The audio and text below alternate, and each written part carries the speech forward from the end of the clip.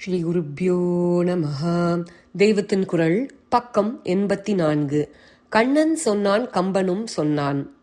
ஆத்மாதான் எல்லாவற்றுக்கும் ஆதாரம். ஆனால் அதுவே அவற்றை கடந்து இருக்கிறது என்றால் அது எப்படி என்று தோன்றுகிறது, குழப்பமாக இருக்கிறது. ஸ்ரீ கிருஷ்ண பரமாத்மா கீதையில் இம்மாதிரி பல தினசாக குழப்பி பிறகு ஒரேடியாக தெல்ல தெளிவாக பண்ணிவிடுவார்.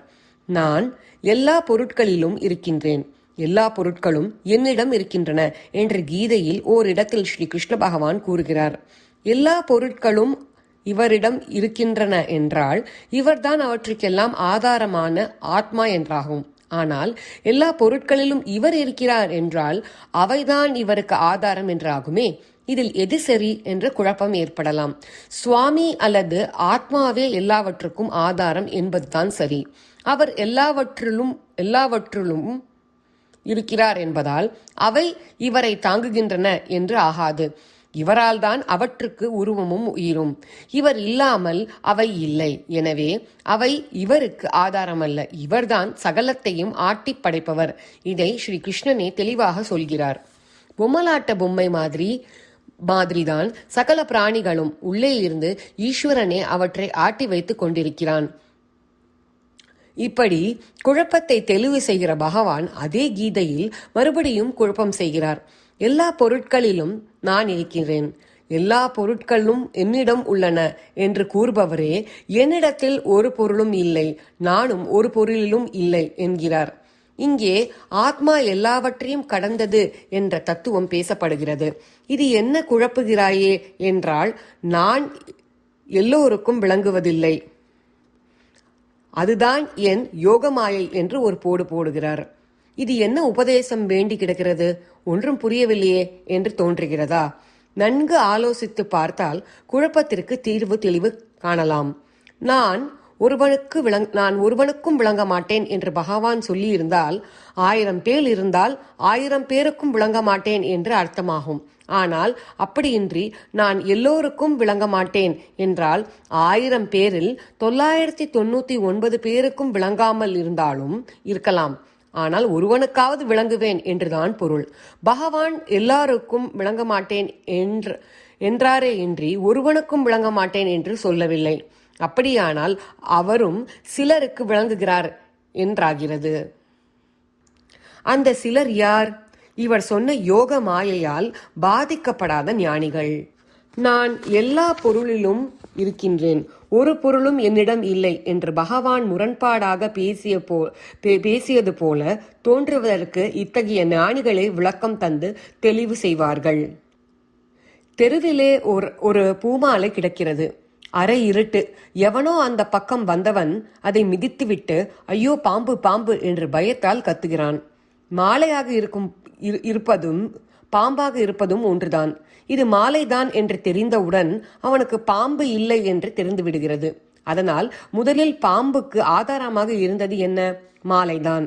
மாலையை பாம்பு என எண்ணுவது போல் அஞ்ஞானிகள் ஒன்றேயான பிரம்மத்தை பலவான பிரபஞ்சமாக பார்த்து மயங்குகிறார்கள்.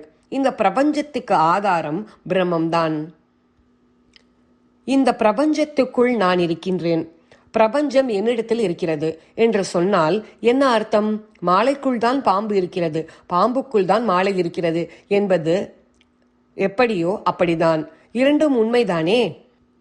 பாம்பு என்று அலர்பவனுக்கு பாம்பு மாலையை தனக்குள் விழுங்கிவிட்டது. அவன் பார்வையில் ஆதாரமாக இருப்பது பாம்பு.